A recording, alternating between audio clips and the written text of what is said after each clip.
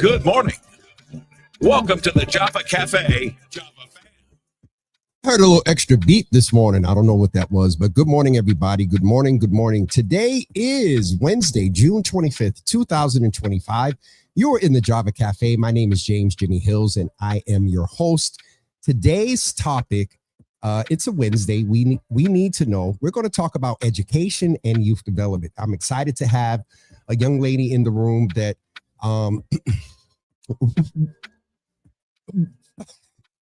with quite a few people, I find myself in this situation where we've talked for, I'll say months. I don't think it was years. It might be years about coming on the show. And it's been a long time coming. But I know today a change is going to come in the person of Dr. Carla Haith, who is coming in to talk about her new role and work at the Mother Caroline Academy right here. As I said yesterday, some people call it Dorchester now. When I was growing up, that part of Blue Hill Lab, I believe, excuse me, was still Roxbury. So, but yeah, Mother Caroline Academy, she is the new, and she's going to get me. But again, I'm old school. I almost said this, the mistress of schools, but the head of school at Mother Caroline Academy. So without further ado, because we do have other guests coming in at 10:30, Pedro Cruz, who is the executive director of the Department of Youth Development and Youth Advancement and Engagement at the City of Boston. He's coming in at 10:30. So let's bring Dr. Haith in. Good morning. Good morning. How you doing?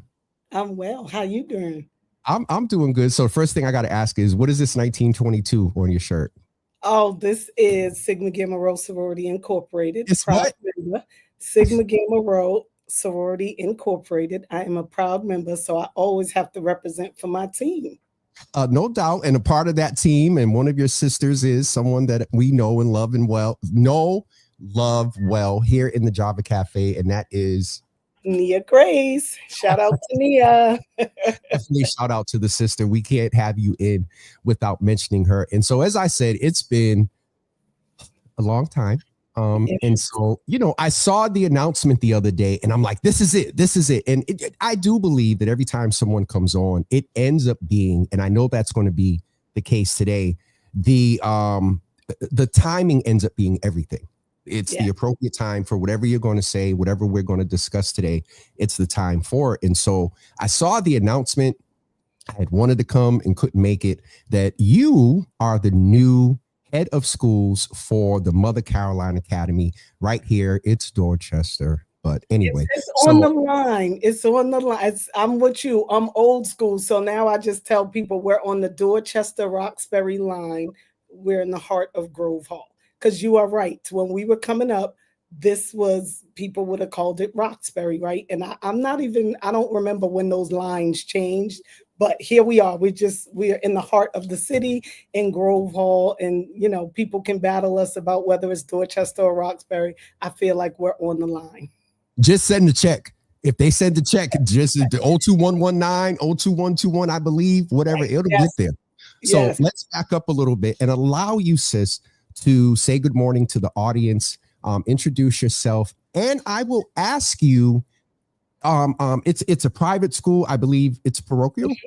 It was founded on Catholic principles. Okay, so we'll talk about that, but generally after your introduction, I want to ask you, as a professional, please also tell us the specific area that you have your doctorate in, because that'll give us some context. But in that introduction, if you could end with giving us one word for where you see the state of education nationally. I know there may be a difference globally, but I'm curious for your thoughts, Dr. Haith. Good morning. Good morning. Well, good morning, Java with Jimmy family. I am so excited to be here. My name is Dr. Carla Haith, and I just need everybody to know that I am Dorchester through and through, born and raised. So for me, being the head of school, the proud head of school of Mother Caroline Academy feels like a homecoming. So born and raised in Dorchester, went through Boston Public Schools myself. Interestingly enough, all of the schools that I attended in BPS now have new names. The buildings exist, but they're not the same as when I was there. So Emily A. Fifield School for elementary, Woodrow Wilson Middle School, Dorchester High School, where I was the class valedictorian, class of 97. Shout out to the Dorchester Bears. And so, as a product of Dorchester, when I left there, I went on because I wanted an HBCU experience. So, I went to Clark Atlanta University for undergrad, and I was actually recruited to come back to Boston to get a master's degree through a collaborative program with the Shady Hill School and Leslie University. So, I did that.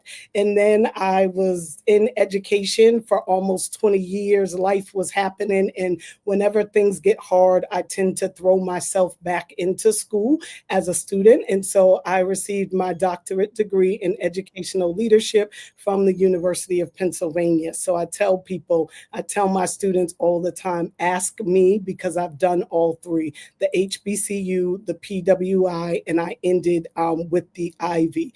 And being the head of Mother Caroline Academy is a homecoming because my grandmother helped to raise me and she lived directly across from the school. So a little history lesson. We are 32 years old. We started on Bird Street, but then Mayor Menino sold the building to Mother Caroline Academy and Education Center for $1.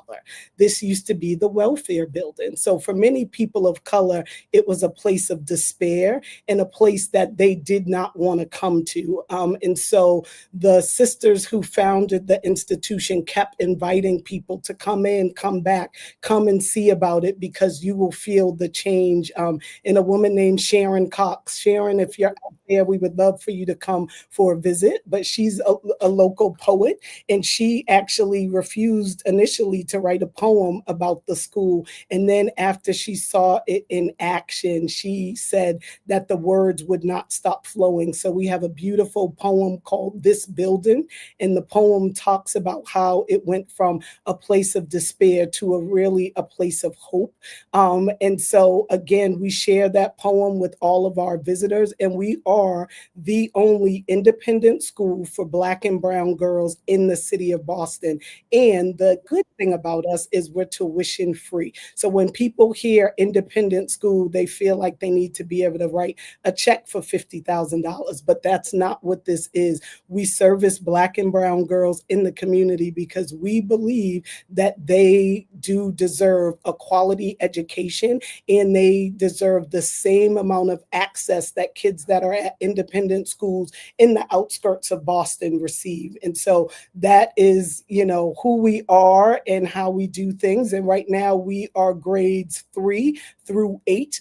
Soon we will expand to become a K-8 school. But I encourage anybody who is watching, if you have a child in that age range, or you want to get involved with the school, to please come visit us. We are located at 515 Blue Hill Avenue, again, Grove Hall. And so we welcome visitors all the time. Shout out to Ayanna Mack, because the announcement that Jimmy said that he saw was actually a mural unveiling in the head of school installation. So I was officially installed as the head of school, but we did it during our MCA Night of the Arts, because if you drive by, you will see that we have a phenomenal mural.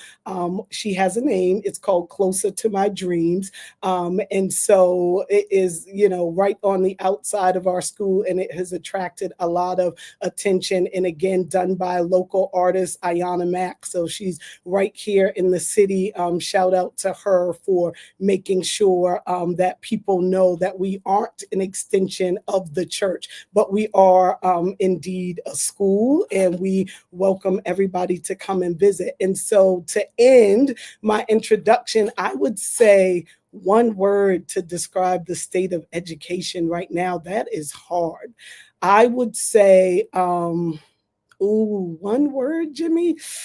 Okay, my one word would probably be forward. Forward. That's my word. Okay, we'll get the context of the forward. So first of all, we can go ahead and end the show right here.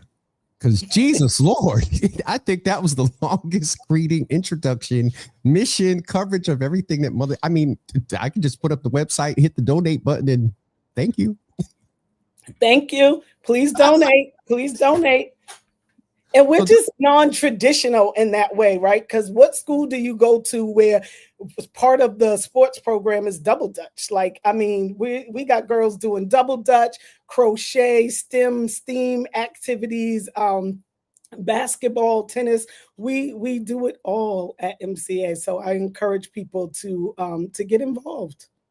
I mean, just in the introduction there are so many people who are just inspired by you talking. The piece about the HBCU, prepared, no doubt. We actually have a former student here, Raisha Emerson Cook, class of 1997, from Mother Caroline Academy, I believe. So that is definitely awesome. Hey, is that your cousin? That's my cousin. She didn't go to MCA, but she's class of 97 because I shouted out class of 97. But she did not go to MCA. Gotcha. And it's her birthday. Happy birthday, cousin. Shut up. Happy birthday. Okay, so go ahead and give her a whole happy birthday thing here on Java with Jimmy. Happy birthday. Shout out to my cousin, Raisha Emerson Cook, down in North Carolina, watching us live. I appreciate you tuning in. We got a viewer in from North Carolina. You know, I like when people come in from different parts of the country. Raisha, you make sure you go ahead and subscribe over on YouTube, follow on. No, so let me stop. So Dr. Haith, in all seriousness, I did not know. I knew the unique demographic to which Mother Caroline Academy caters. I did not know it's tuition free. And so let's just jump right to the chase. How are you able to do that? Is it through the donations? Is it through fundraising? Is it through some partnership with the state and BPS, and where you can share? Listen, thank you for that question. So we do have a one-time enrollment fee that families pay. They pay an enrollment fee and they buy their daughter's uniform, but that is it. Every single dollar that comes into this school is from private funders and donations, and then also big philanthropy organizations. So shout out to my advancement team. They do an amazing job applying for grants and any kind of funding that we can get for our girls to make sure that we're giving them access. And then there are people in the community that have been with us since we opened our doors. Right now we have 5 alums that have their children in the school. And so really we've been a small shop and been word of mouth and kind of the hidden gem of Grove Hall. But when I got this position, I said to my team, if we are a gym, we should not be hiding. And so we are constantly inviting folks to visit so they can learn more about us. I was talking to a sister at the mosque, and she just happens to have the phenomenal name. Her name is Carla as well. And she said, I've walked past this building for 20 years to go to the mosque, and I did not even know that it existed. And so last year, for the first day of school, we had our community clap in. The community from the mosque came over to join us. We had people from the city of Boston come to join us, and it was great because we really are, we're 32 years old, but there are a lot of people that still, unfortunately, don't know about MCA. So we're working on that. Well, hopefully this will be a little kickoff, and then, you know, if you have a little marketing budget, you know, hit it. No, I'm messing. I just told you, people come and volunteer, and they help us for free because they love the work that they're doing. No, but we do sometimes have stipends and such where we can pay, coaches. We partner with the Boston Police Department often. Shout out to Officer Grubbs. He comes, he was my great officer when I was in Yes. DPS. He's done the great program for my girls this year, and they absolutely loved it. So really what I'm doing since I'm back in the community is I'm tapping into people like you with this platform. I'm tapping into Officer Grubbs, all the folks that I know from the community that love to do good work with youth. And it really has, benefited us because people come in, they volunteer, they donate things, they donate books, to the library. And so a lot of our funding does come from independent donors and private funding. And so we've been blessed to have those long-term partnerships. And we would love to be introduced to some new philanthropy organizations that can help us move the mission of the school forward. Because really our mission is to teach girls to think beyond what they can see and be bold and go out to the world and do it big. And the students lead everything at MCA. They do the tours, so you can come and get a student-led tour. And people ask me all the time, did you prep them for that? And the answer is no, because we don't. They literally, they do it all on their own. They will tell you what they love about the school, and they will tell you what they don't like. We were founded on Catholic principles, so we still wear uniform, and they don't like that. But during Spirit Week, they get to dress down, and the student council gives them theme days. And so we try to make sure it's fun. And most Fridays they dress down as well. And so that's good. And our girls leave here and they go on to amazing schools. This year we hit it out the park with our 11th, 8th graders. We have them going to Rivers and Nobles, Fontbonne Academy, Ursuline, Boston Latin School. And so we have a really robust program where we not only support the girls when they're here at school with us, but we support them beyond these walls. And so last summer, my first summer here, we were prepping some baskets for our scholars that were going off to college. So we support them through high school and through college, and we reap the benefits of that because they come back. We have 2 alum that are going to be on our team this year. I'm so excited. One coming in to teach 3rd and 4th grade, and another who will be, she's my instructional coach this year as a consultant, but she is coming in as the principal. So we're just really excited because, again, MCA girls go out into the world and do big things, and they come back. And so we're excited about that. I am definitely sitting here amazed. Just hearing about everything that goes on there. And I remember when it was the welfare office. I remember that. And so to have just so much, you talk about the sister that walked by, you talk about, the return and the give back of alumni that are now there. And so let me also ask you this, Dr. Haith, in a time talked about education. It looks very different now. And I believe you said forward. So first, let me ask, give me the context for why you said you see education going forward in the context of where we are with DOE.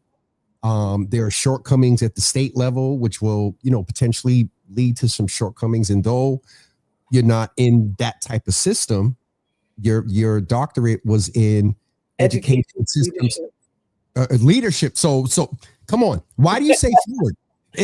I'm serious. As a leader in the education system, and based on what's going on, why would you say forward?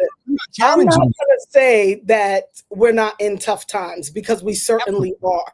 But I think that this current generation has so much to offer, and we can't keep up with them. They are moving. Right? There's AI, there are different tech, like even the technology. I feel like sometimes as a school leader, I'm asking my kids, like, wait a minute, how do you do that? How do you get into that? And they can tell us, right? And so it's not traditional, the way that we have seen it for years. And you have people that are doing amazing things, young people doing amazing things on their social media platform that don't plan to go to college, right? And me and my traditional self, that was the trajectory when we were coming up. It's not that anymore. And these young people know what they are doing. And although we're going through tough times, I am inspired on a daily basis by the things that not only my students, but other students in the community know, and the things that they can do. And they listen, they're ahead of where I was at that time. But again, some of the childhood stuff is lost. So that's why we do double dutch, and the girls will play in the courtyard because they don't really know how to interact initially if they don't have the thing, right? And so we get them off their phone. They have to turn in their phones in the morning, so they don't have access to their, technology. And I'm like, listen, we had a ball and a rim if we were lucky, but the rim didn't have no net, and you were gonna, so we created things, right? I was outside on some like kick the can down the road because somebody's, the dog flatten the ball or whatever was happening, right? And so we had to make things up. And so we encourage our girls to do things like that, to create games. Now we do infuse the technology, right? So as part of our STEM and coding class, like the girls created their own website. So they liked doing that, but then they went outside and learned to double dutch. And every single girl didn't know how to double dutch when we brought that program back this year. And now they all do. Every girl who participated in double dutch as an activity this year absolutely knows how to jump, and they show me out on a regular basis. So hold on, because I'll what you call it. You jump coming? Oh, well, bring it. I will challenge. I jump. There's a video. There's a few videos. There's a few events coming up this summer where I'm already getting ready to challenge people.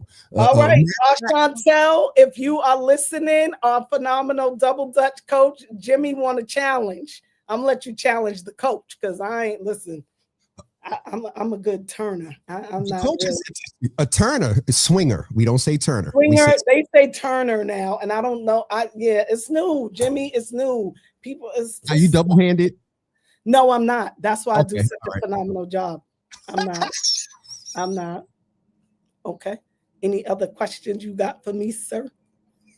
Hold on, because I almost passed out when I put my head down. Jesus, Lord, I got lightheaded. Dr. Haith, I'm enjoying this. I said timing was everything. And so we got Dr. Pedro Cruz is going to come in for a second. And I know he's in the background listening. So I'm curious to hear his response. So a few things I would like to share with you in the comments that you probably have not. My mother is in here.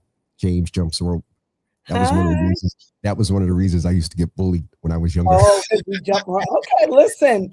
We're gonna do a challenge because we have our annual fundraiser, and I just was with the founders of the school, and Sister Mary Dooley is in her 80s now, but we were looking back at some of the old things that we used to do for a fundraiser, and one of them was you could raise your paddle, and for $1,000 you could double dutch with Sister Mary Dooley. And so maybe it's gonna be you could double dutch with I'm not double dutching with Sister Mother Dooley. No, you can. People would pay to double dutch with you because they might not believe in your skill set that you could do it. I'm just saying. So I will. The first time. So Pam Leans from the Equity Fund. You need to. They're BPS. But anyway. So I would definitely connect you because there's definitely some partnerships, and I'm going to go to that in a couple of seconds before Pedro comes in. I was at an event of hers, and I had this jacket on. And somebody liked the jacket, and they was like, well, you need to put it up for auction. I'm like, what? And you need to sign it. Dr. Haith, I will, and it raised money for the event. If somebody wants to come out and jump double now, there's just don't put no time that it's going to be for like 5-7 minutes. It might be 2. Okay. I'll have to practice, but so listen, and you can come by here and practice because with our summer program, the girls will be here jumping all summer. So you could swing by, do a little practice, get your skills up so you'll be ready for the event. Well, the other thing I want to mention, so there is a author in here, and I will say to everybody just up front, just because I do this, as you all are offering partnerships, there's a process you have to go through, Corey Sorry, and things like that, because you're working with minors.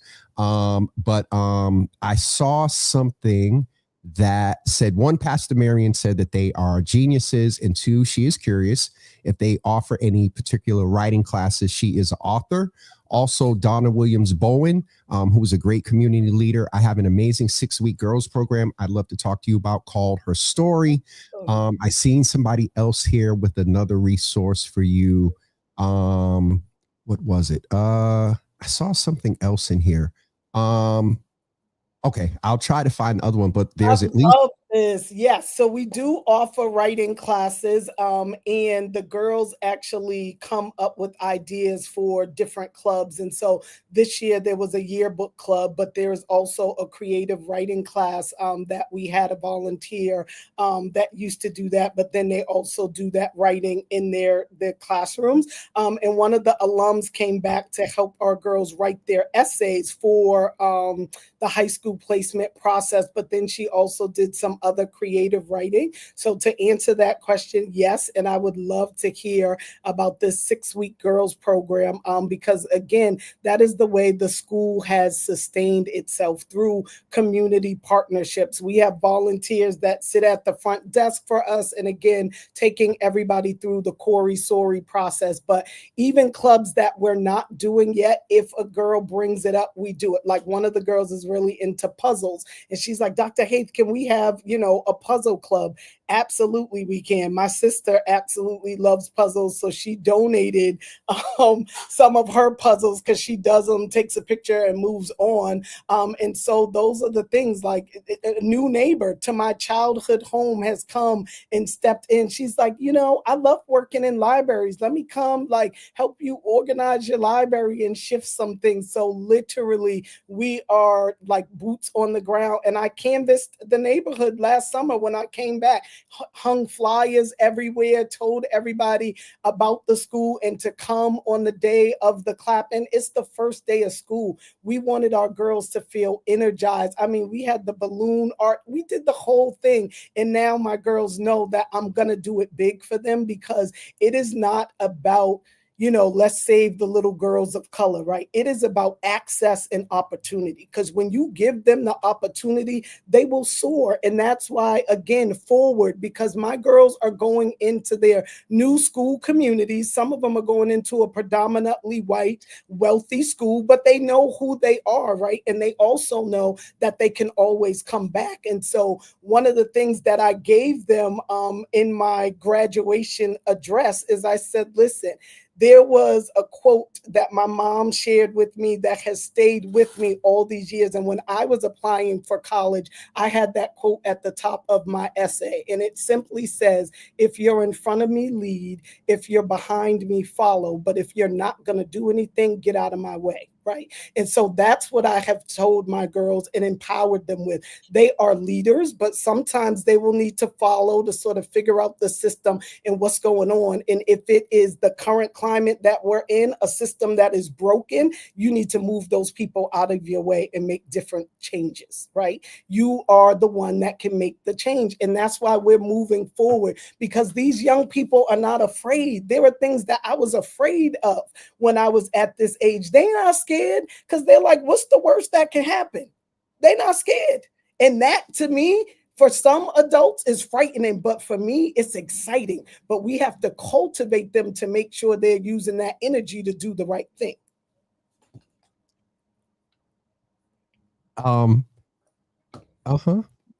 Ari, Miss Mike Mick. Oh, I'm going to mess this up. Mecky Lee over on Instagram said, "Love this. I got to get ready to bring in our. I'm giving him. I got one doctor in here, so I'm about to give him a promotion. He needs to go get it after. If he doesn't have his master's, he needs to. If he has that, to get ready to go get your doctorate, Dr. Cruz. But we're getting ready to bring in, and I think it's so apropos. Timing is everything. I said Dr. Haith, and so as much as it took me a while. So a few things. Miki Lee that's in there, the chat that you just saw, she's from South Carolina. So all my people from all over are tapped in. We got North Carolina, South Carolina in the building. Y'all go ahead and hit that follow and like button to fix them algorithms. No, I'm messing. Dr. Haith, we are going to get ready to have you just and Donna, that's the thing, because I got ready to take my phone and find the Oregon track, because Dr. Haith, you went in, Jesus. Okay, I need to bring in Pedro Cruz, who is the executive director of youth engagement and advancement at the city of Boston. So Pedro, let me first ask before anything, were you watching in the background? Yeah, I was watching. I definitely stepped away a second or two because I had people coming in, but no, I was watching, man. And what is your reaction to what you heard from Dr. Haith and MCA? Honestly, I just think overall, man, she's doing amazing work, man. She's doing amazing work, and I think I love my favorite part of the whole conversation is taking the new approach to it. I think that's the healthiest thing with young people, is that you got to keep up with them, man. You got to keep up with them, and that's the biggest thing I was taking away from her whole entire conversation, because that's what I've been trying to do in the city too, man. I think a lot of the times the issues that we're trying to raise them for the world we were raised in, but that world doesn't exist no more. No. And that's Lord, if I leave the two of you on here together, I could just sign off and let it go. Some people, that happened once, and people were like, Jimmy, why you come back? You could have just left them there by themselves. But listen, Dr. Haith, I wanted to allow you. I don't know if you've met. I always put that director in front of our directors at the city of Boston. But Pedro Cruz, Director Cruz, he runs the city's under BCYF youth engagement and advancement. So Dr. Haith, Pedro Cruz, Dr. Haith, anything you would like to share with Pedro, Dr. Haith, just in general about youth engagement and advancing them? I mean, he heard, so I'm sure you two are going to connect. Yeah.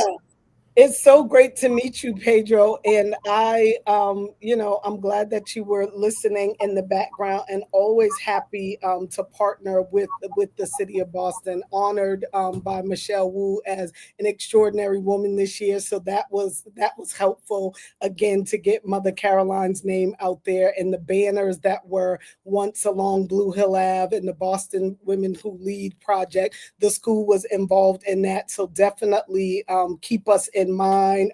We do a weekly newsletter, so if there is programming that my girls can participate in, I would like that. Some of them are connected to Boston Centers for Youth and Families, and it has a special place in my heart because that was part of my village back when it was Boston Community Centers. My mother was a staple. Shout out to my mama watching from heaven. She ran the Lee School. It was the changed in honor of her mentee, Anthony Perkins. So she helped to rename that place the Perkins Center, and she was there for over 30 years. So that's where I was, 155 Talbot Ave. The place raised me, and so I have a special place in my heart for Boston Centers for Youth and Families, BNBL, all the summer programming that happens. So definitely keep MCA in mind, because we can, if you want some students as think partners, they'll be like, oh no, don't do that program. People won't like that. So we've had some people from the city sort of come through and ask my girls questions about everything from Blue Hill Ave being one lane and so on and so forth. So we like the community engagement for sure. No, honestly, the pleasure's all mine too, and we're definitely going to connect, man. And just for clarity, we're actually an office outside of BCYF. We work closely with BCYF, but we're on an office outside of that under the administration that focuses on that 14 to 25-year-old population. Nice. So 100% would love to invite you to come to talk, because I want you to be part of my community. I want to be part of your community, and I want to see how us, the administration, can help serve the young people that you have in your spaces. Perfect. Thank you so much. I'd have learned something new. Pedro, we'll go into that in a minute. And Dr. Haith, there's a connection there. Maybe, Pedro, we can figure a way to get, because I'm sure the mayor would be interested. If you do arts, Carla, you remember Dr. Haith, the mayor plays piano. And so there's definitely some overlap there. And so I'll make sure that you two get connected. You're actually already on the email. So y'all are already connected. So y'all just, but y'all. I'll take it from here, Jimmy. Oh God, you two. Let me get y'all off screen together before I get ready to get. I love it. Dr. Haith, it was a pleasure. Absolutely. pleasure was mine. It was great to meet you. And thank you, Jimmy. I finally made it. This was months in the making. He wasn't trying to let me on. I was out here like, when am I coming on the show? When am I coming on the show? He wasn't trying to let me on. Dr. Haith, I think one of the kids, isn't the bell about to ring for the next class to move or something? No, because they're not here.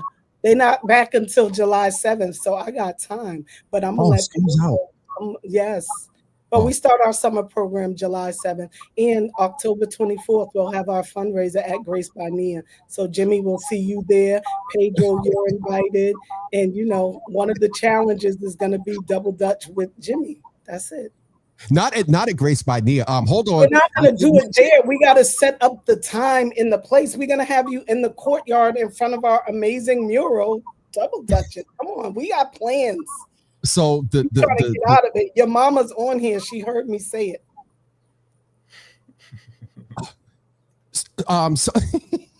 So Pam from the Equity Fund is on, who I mentioned earlier. Pam, I definitely want to connect you with Dr. Haith as well. It is a institution outside of BPS, but I'm sure there's some way to partner or even add voices to your community there, Pam, at Equity. So, all right, Dr. Haith, we're going to let you go because we're already into now in his time. Yeah, you did it. Bye, Dr. Haith. Bye. Pedro. What's up, Jimmy? How you feeling, man? Listen. So I didn't know. I knew MCA was there in Grove Hall. I knew it was a girls' school, predominantly for Black and brown girls, but I did not know. And so as I was getting ready for the crossover, I'm like, I know that he is in the background listening, going like, oh, really? Oh, and probably some agreement with some of the philosophy, as you mentioned as well. So let me back up a little bit. My mother already welcomed you, but welcome to the Java Cafe for the first time. Do me a favor, say good morning to the people, greet them. And in a very interesting time, I would like for you to share with me one word from your purview of the status of our youth. Generally, it could be, well, you're a city employee, so I don't want to get you in trouble. Is Sandy Holden? Well, you're not BCYF. Whoever your comms person is, I don't want to get you in trouble. So we'll say the state of our youth in the city of Boston generally. Introduction and with one word for the state of our youth in the city. Yeah, so first of all, it's a pleasure to be here, man. I'm a big fan of the show, so I definitely have that same feeling of mama, I made it. Just, you know what I mean? Seriously, so thank you for having me here. Nice to see all of Jaw with Jimmy fans, man, and the community. And again, my name is Pedro Cruz, Executive Director of the Office of Youth Engagement and Advancement for the city of Boston, born and raised in the city, BPS kid, BCYF kid, so definitely just a Boston kid through and through, grew up in the South End, Villa Victoria. And then one word, man, that's a hard one, man. I would say one word would be honestly hopeful. You would say hopeful. And I'm glad to hear that because Dr. Haith gave me her word for education, which was forward. And so I'm going to save your context for the end around hopeful and ask you, and Dr. Haith did this as well. Give me a little bit of your journey. You mentioned the Villa. I will say that there's a young man that we both know that is very proud of you, Chief Jose Masso, who I thought you served with, but served quote unquote under, on paper. So thank you for the clarity that this is this is a separate office. It's not part of BCYF. It's so we'll get into that in a minute. But Pedro, what's your story? Who, as the young people say, like, who is you? Honestly, no, and honestly, just to be honest, you can't even tell my story without mentioning Jose, man, Jose Masso. So I'll tell you this: I grew up in the Villa Victoria, man, born and raised, young Villa kid, Puerto Rican community, Puerto Rican family that came here. I was the first of my brothers to be born in Boston, and haven't left. My parents moved to Florida a while back, and I stayed here. Just really fell in love with the city. But again, I grew up in BCYF centers. I attended the youth development program at IBA. If anybody knows the Villa, they know IBA, Inquilinos Boricuas en Acción. So just really, I was doing the summer jobs at Blackstone as a lifeguard intern. I was doing the school year jobs at IBA and just kind of bounced back and forth up until I was about 18. And that's how I fell in love with community work. And I've been literally doing youth work and community work my entire life. It's literally been my career, my passion, everything. And it started off with the Hope line back in the Menino days, man, when you used to get a summer job. And And you remember that? I remember the Hope line. So then I actually met Jose Maso when he was a lifeguard at the Blackstone, man, and he became my mentor. And that really ties into the work and philosophy I have, that spaces and relationships is what saves lives, right? Those spaces I was exposed to and the relationships I made in those spaces is what really saved my life. And it went down that road. I then took a full-time job with BCYF as a lifeguard when I was 18, did that for about 5-6 years, fell in love with the community aspect of it, wanted to get away from the aquatic side of it. Then I worked in BPS as a assistant teacher for an after school program, moved up to lead teacher for the after school program. Then I went and finished as the director of the before and after school program. I worked at DIMIC for a bit. Then I went back full circle to EVA, and I started off as a program coordinator, finished off as the director of that program. And then 2 years ago, when this office was launched under the Wu administration, I've had the honor of being the inaugural executive director to launch this work and really centralize youth work in City Hall. And then in between, I graduated BPS. I graduated from the Institute of Nonprofit Practice, currently in Lead Boston right now, halfway through that year commitment. I did a 2-year community artist fellowship at Mass Art. So that's kind of like my story, really, like the back book of it. But it's all centered around community, young people, leadership, mentors. And that's why I do the work that I do now. I want to expose the young people in the city to the same opportunities and resources that I had. And I currently have the honor of reporting to Chief Jose Maso, who's been my mentor. So it's that really full circle of so important of keeping that relationship I had when I was 12 years old when I met him, all the way up now that I'm 37. That relationship really transformed me, and really having that person in the corner that you can call and talk to and like, hey, how do you do this? Or how should I respond to this? And that really just transformed my life. And again, 2 years ago when I got the call, it was just an easy no-brainer.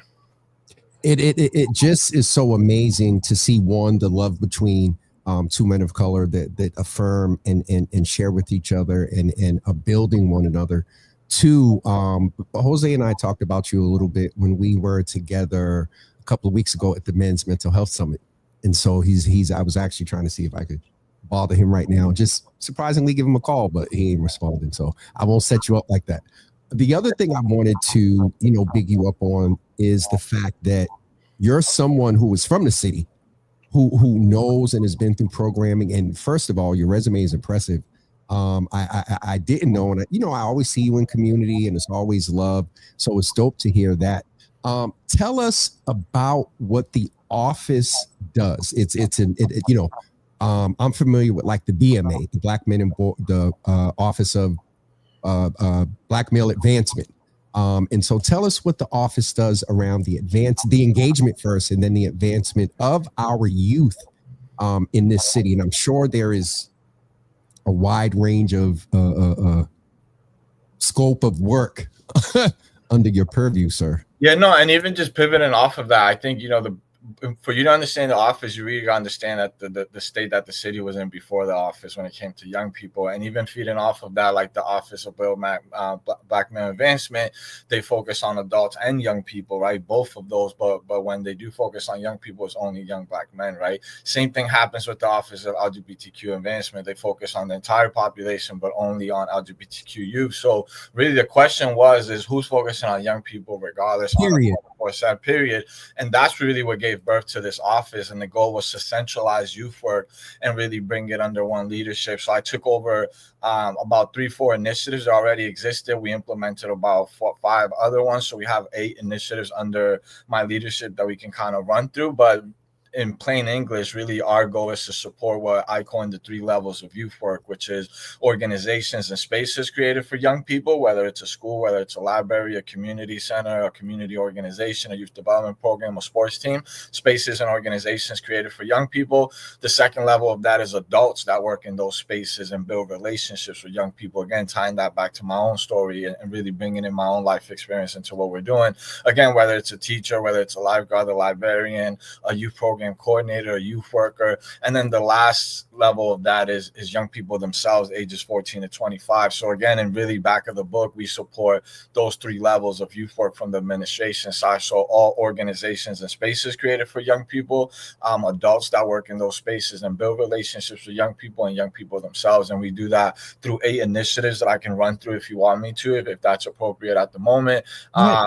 Yeah, so I oversee the Mayor's Youth Council, which is the first Mayor's Youth Council in the nation, launched under Menino administration, and we just celebrated 30 years of that. It's a body of 20 high school students that bring youth voice into decision making in City Hall, specifically when decisions are going to impact their lives directly. They get paid to be on this council. They work with us 5 days a week through the school year, throughout the whole school year. So it is an opportunity to really get them involved in local government. Oversee the Youth Lead the Change, which is the first participatory budgeting program for young people that was launched 10 years ago, where young people decide what to do with $1 million of the city's budget. And then the third one is the Youth Line, which we launched just a year ago.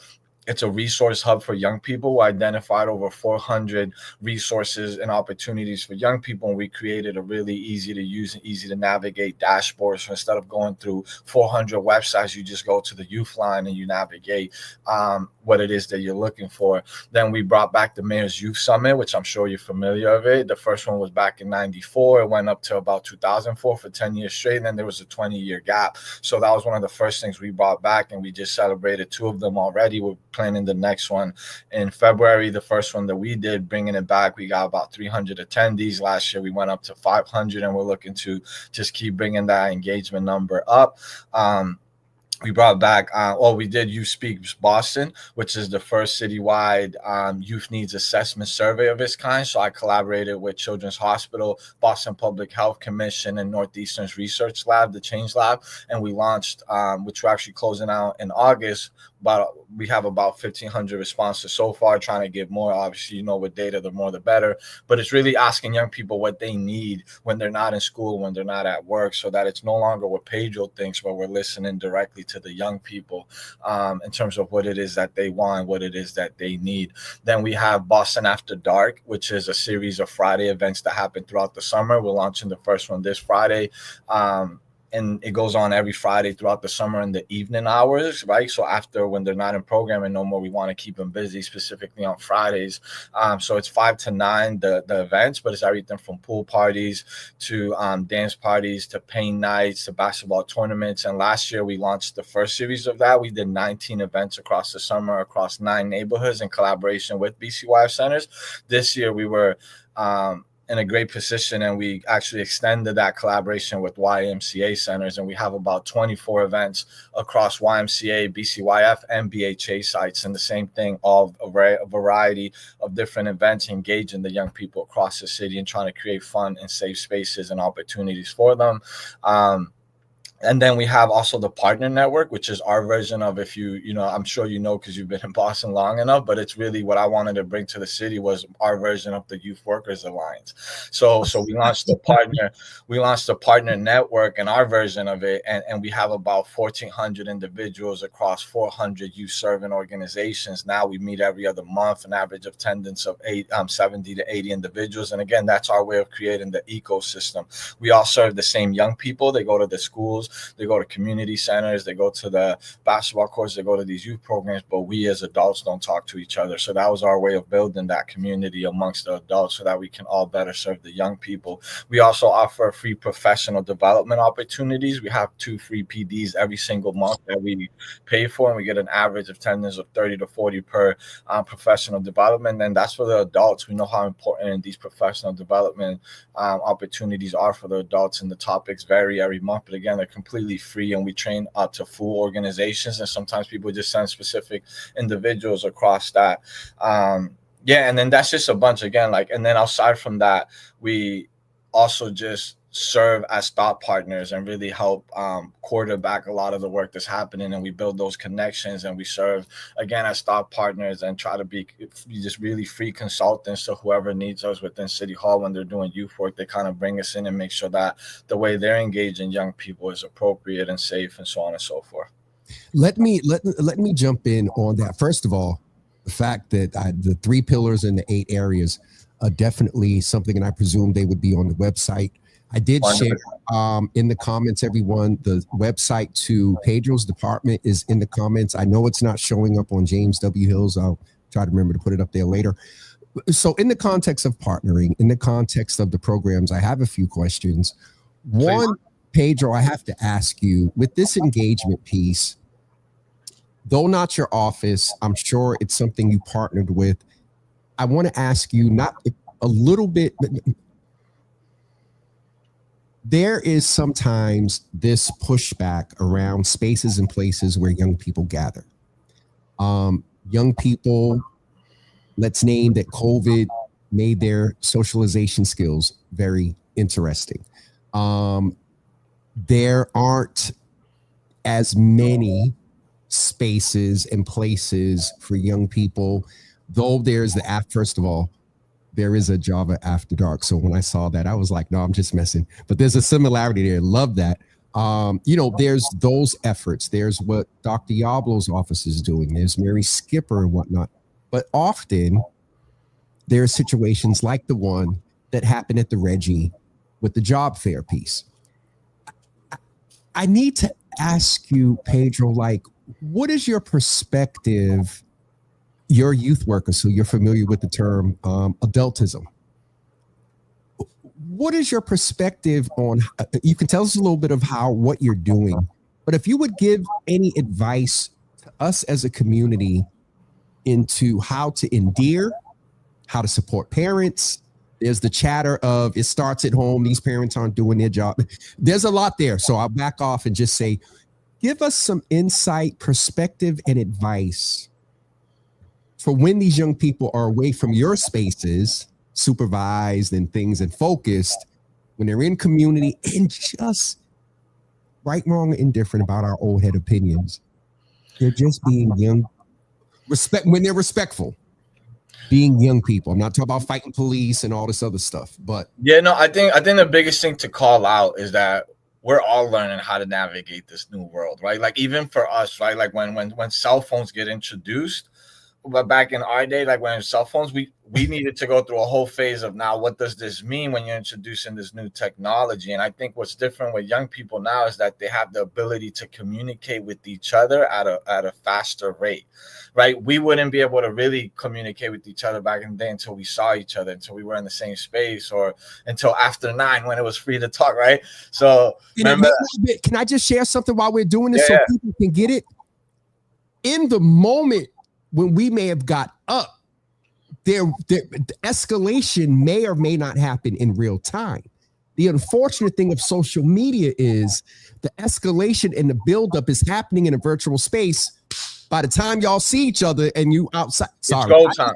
It's go time. Pedro, go ahead. Sorry, because no, but it's that. It's really what you're saying is that they're able to communicate at a faster rate, and then we all know that we all know as adults that when you're behind the screen, you get this level of confidence, right? So that build up just really builds up, right? And I think that's the difference. And right now, we're all trying to help navigate, and it's hard for us adults to help them navigate. And when we didn't even grow up like that too. So we're all learning how to navigate this in real time. And I think that's the biggest thing that we need to really realize as adults is that they're also learning how to navigate the world with so much power and information in their hands and being consumed by their young minds.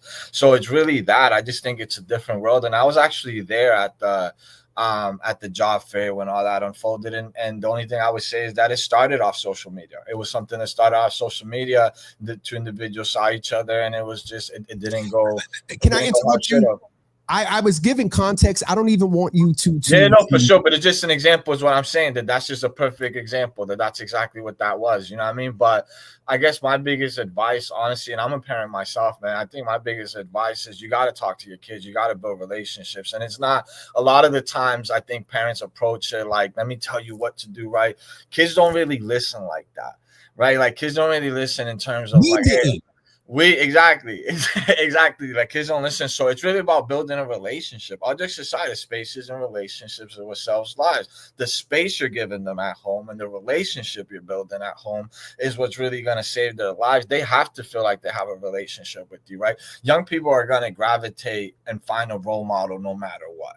They're going to gravitate towards some kind of adult. And if it's not you at home, it's going to be that favorite rapper from Chicago, or it's going to be that baddies on TV or whatever it is. Like they're going to gravitate towards an adult. Seriously, they're going to find somebody to call a role model. So it's like you have to almost like you're battling info versus info. They're consuming so much info over here, and let's call it negative info. You got to pour in so much positive info to them that you're almost offsetting the consumption of information that they got in their phones now, because they're just scrolling through things, and we all know the attention span is like 10 seconds, so they're seeing 40 videos in 60 seconds, right? And it's just so much information. You have to make sure that you're creating space and building a relationship with your young person, and not from authority, but from a place of love, and really like, hey, look, I'm concerned about you. I care about you, and really building that relationship with your young person so that they can trust you, so that when they are going through a moment of turbulence, they're leaning in on you. When they're going through a moment of hardship, they're leaning in on you. So I think for me, it's really that. It's as adults, we have to build relationships with our young people. Sometimes we think because they're ours, we own them, and I just say what I got to say and they're going to follow through. And that's just not how it works. We wish it was, right? Like we wish that's how easy it was, but it's not. You have to build that trust and relationship. So when you say something, they trust what you're saying. They trust that it's coming from a place of love. And then they're actually going to try to pour in and see what you're saying and try to apply it. But when we approach it from a place of authority, it makes them get defensive. You know what I mean? And that's just not with adults and parents, but also youth workers in the spaces, the teachers, that security guard in school. It has to be from a place of love. It just has to. Kids are way too advanced now, and they know when you're BSing. They know when you're approaching it from authority and power. And just like adults, if anybody approaches us from authority and power, we get defensive. And it's no different with a young person. I am always going to be a youth worker at heart.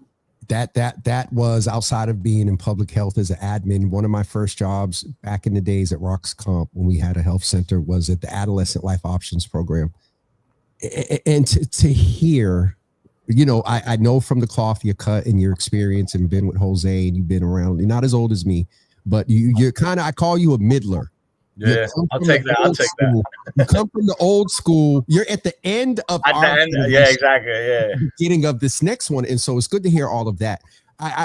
You gave us the internal and what's done at home, and a little bit of context of when they're not at home that will influence when they're out. But I want to say two things. I'll say two words, and maybe ask what you're doing for this summer and things. But one of the folks on Instagram said, Deluxe Misfit, interested instead of police or supplemental to exploring models of community care and accountability teams with our young people, parents. You know, there's the fluctuation. There's, you know, what street workers used to do. South Bay. South Bay. Yeah. In the context of what you said, Pedro, like what it all of that can be done at home. And a lot of it is the majority, I think you would agree, are parenting and you know, homes are quote unquote, you know, okay, generally speaking. But in incidents, you know, a couple of South Bay, Carson Beach. First of all, they all may not be from Boston. Let's just say that.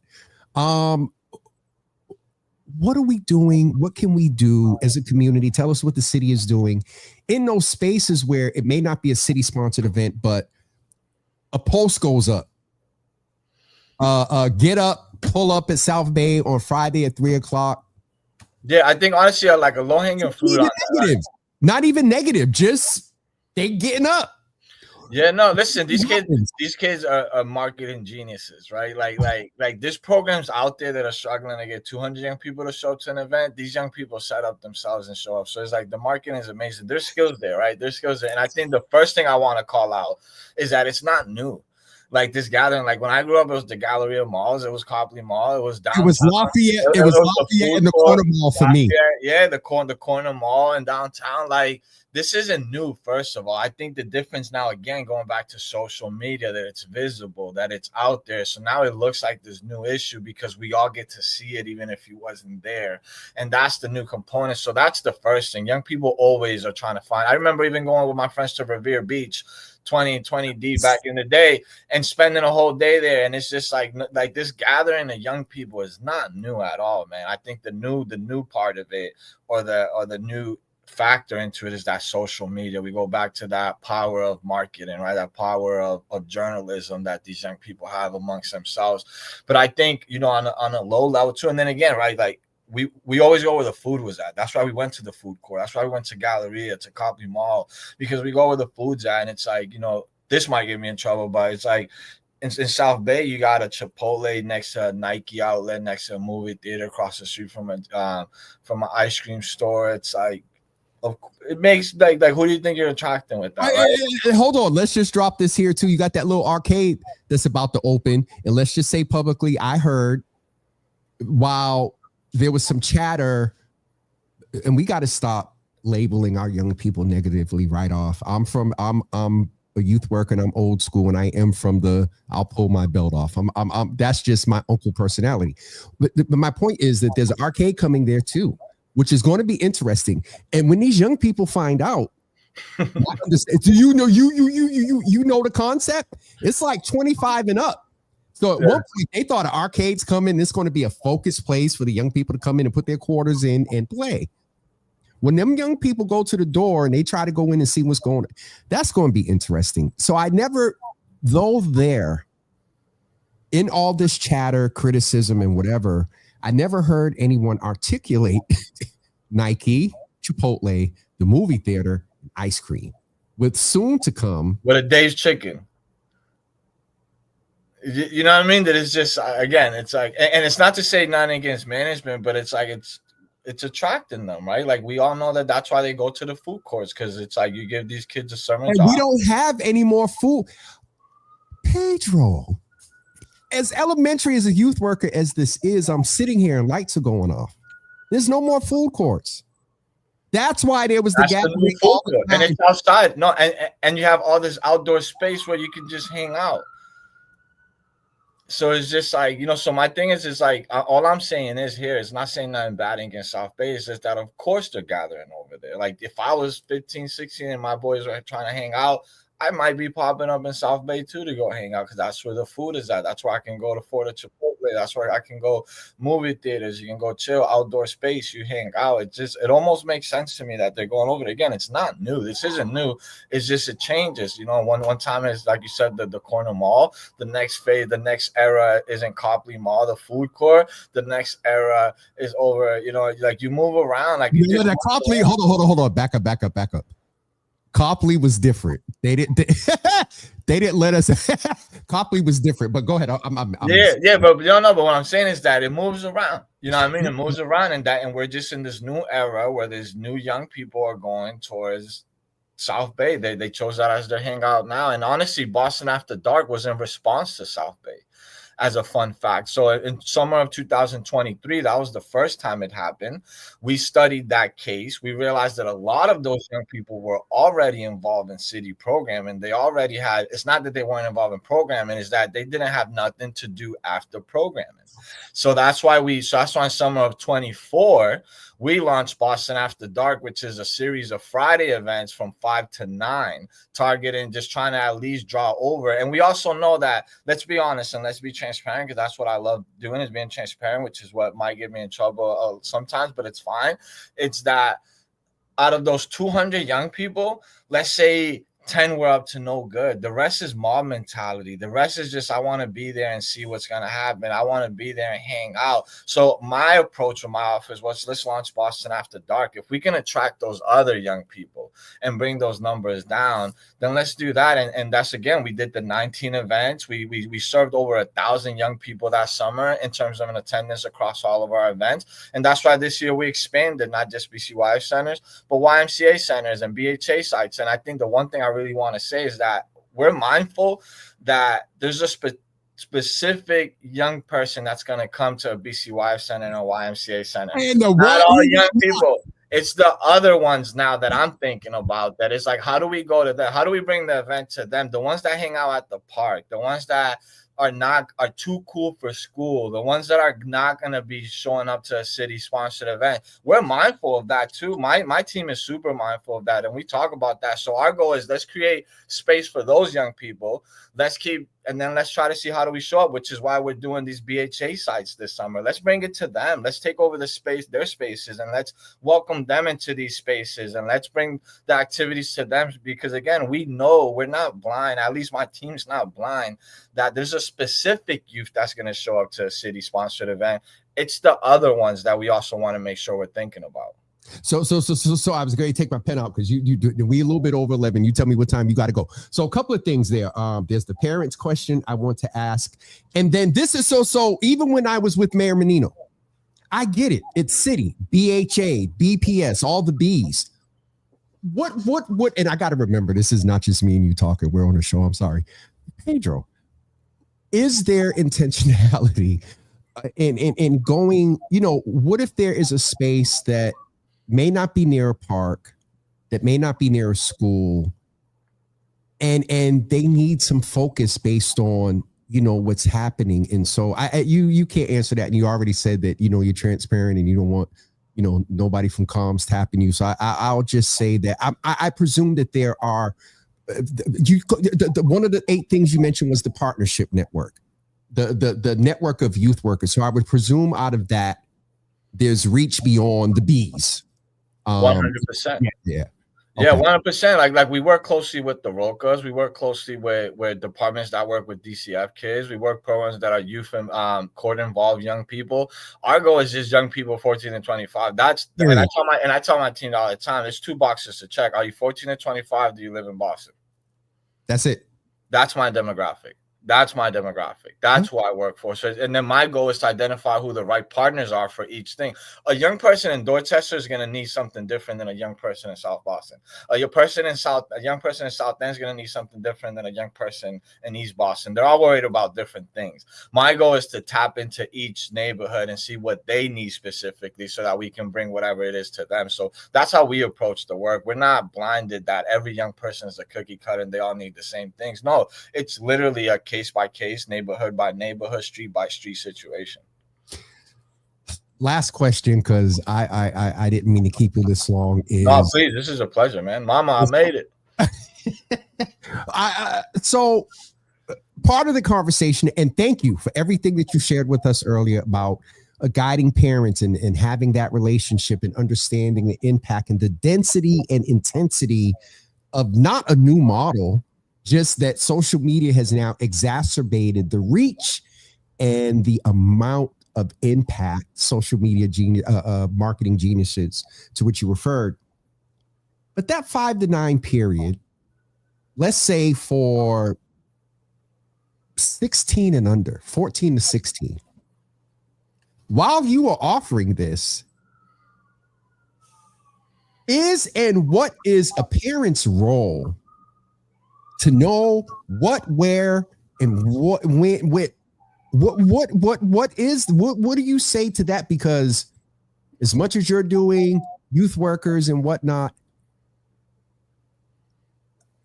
that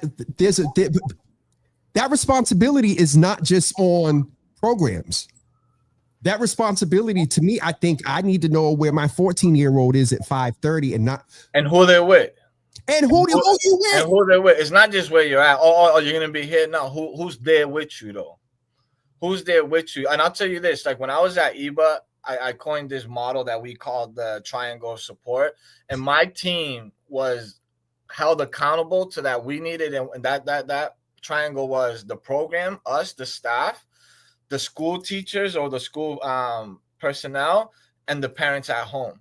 All 3 of us needed to have a relationship. So when they're in school, I knew what was happening in school. They knew what was happening after school when they were in the program, and we knew what was happening at home, because now we're on communication. It goes back to us saying that the adults are the one lacking the communication, right? So my biggest thing is that the parents need to build a relationship with the youth workers. They need to build a relationship with the teachers. They need to build a relationship with the coaches and the sports team. They need to build a relationship with the parents of the friends that they're hanging out with. And it's that that communication, because now nothing happens in that school. You get home and I'm like, yeah, Miss So-and-so told me what happened.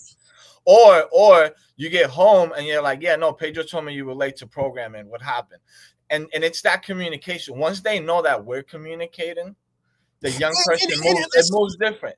They move different. Sorry, you see this as youth work and violence prevention are two spaces for me so I'll end with this.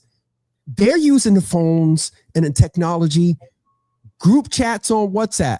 Make sure you're not breaking any quote unquote HIPAA laws and have a sign of release of communication. And that's simply as oh God. All right, Pedro, I'm tired, which is an indicator of a good interview.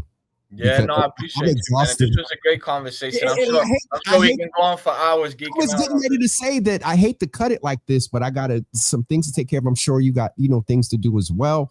But I'm stuttering. So that says something.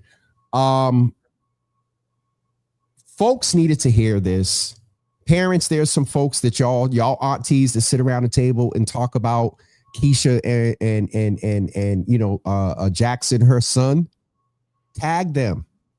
And I usually don't tell y'all to tag in because that sometimes people think that's calling them out.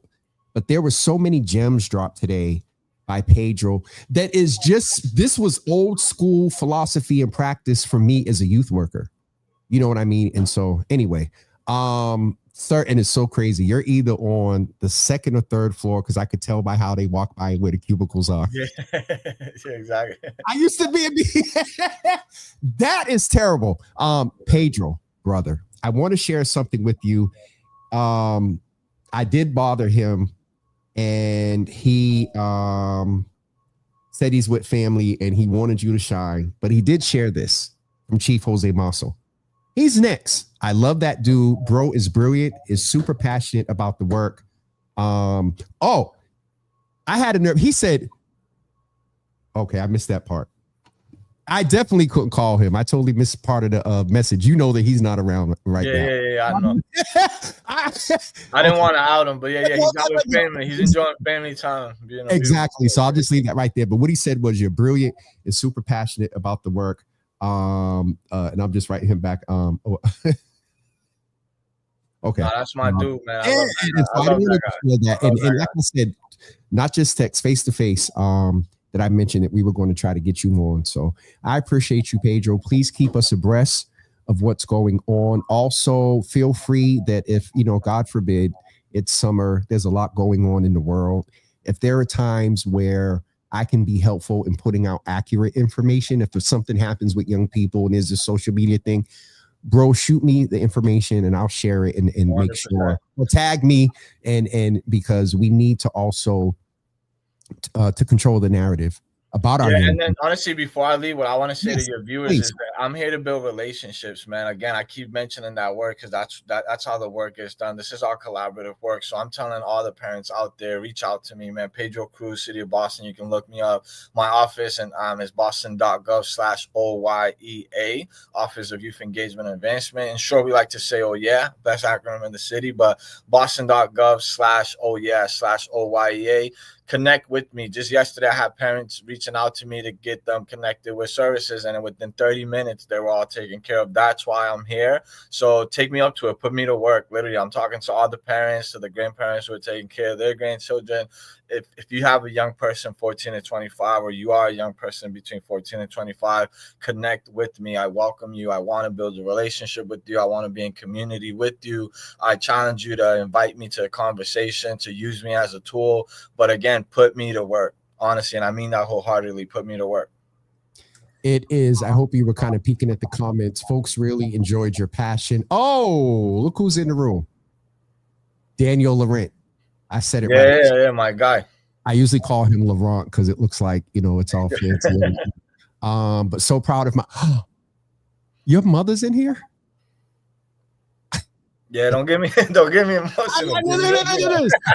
Because my mother's in here, and they just my post will go up. My mother can't say, James, nice picture. My mother will say, look, so proud of my son Pedro. They're gonna make sure the world knows that we their babies.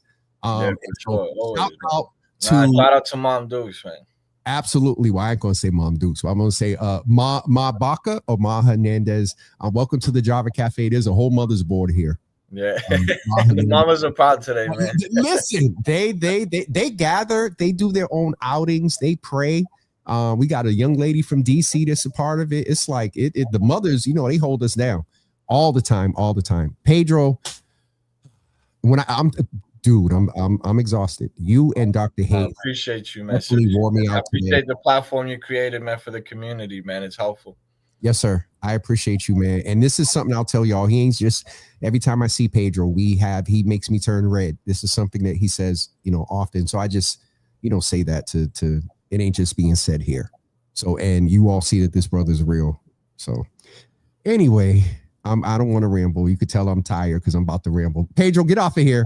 And thank you. And keep me abreast. And we're here. For sure, and we're definitely going to continue working together. Shout out to Jimmy's fans and community. And again, put me to work, people, man. Love you guys. Appreciate you, brother. All right, folks. Interestingly so, today is our last episode for this week because tomorrow morning at 11:30 a.m., we will be going live from Boston Public Market to talk about their partnership with Citizens Bank and the new entrepreneurs in space and mentoring and support that the Boston Public Market team is providing to those folks through the partnership with Citizens Bank. We will be there at 11:30 a.m. and we'll get a sneak peek into some things that are coming forward for their 10th anniversary. So please plan to tune in tomorrow at 11:30 a.m. as we are live from Boston Public Market. Also, right before that, tonight at 8 p.m., we will speak with Mathematics. He will be here live for Java After Dark. He's an author, a dad, an activist, a motivational speaker, and just a great brother, a rapper, a social media influencer. And so he will be with us tonight live at 8 p.m. This is the last week of a lot of programming, and we're going out with a bang. Don't forget Saturday at 10 a.m. We will be live from the Museum of Science.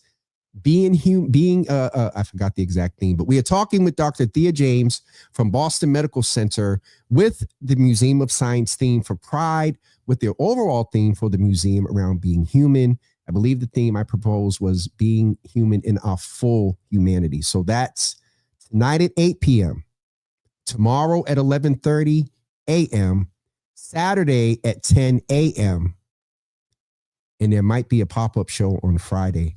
I was encouraged by one. Oh, let me say this. Today, my city councilor here in District 7, Tanya Fernandez Anderson, will resign. Today is her last city council session. Councilor Anderson accomplished so much for this district, from the app to the partnership with Northeastern University, who was a part of that, to building the District 7 Council, Advisory Council, that is. Councilor Anderson, we salute you. We thank you for everything that you've done for our community. We pray for you. We appreciate the grace that you extend to your constituents and humanity, and that same grace is extended to you. And our hope for what's next for you, queen, advocate, activist, we appreciate you. I just needed to say that. Today is Councilor Anderson's last session, and I'm doing my best, and we conversed about me trying to get there today. And if I can't make it today, I just wanted to say it here publicly. Councilor Anderson, thank you for all that you accomplished for our community, and know that you are appreciated. So, with that being said, we may have a D7 pop-up something either Friday or Sunday. Everybody is asking me about doing something for D7. So we probably will. It'll definitely be before next Friday.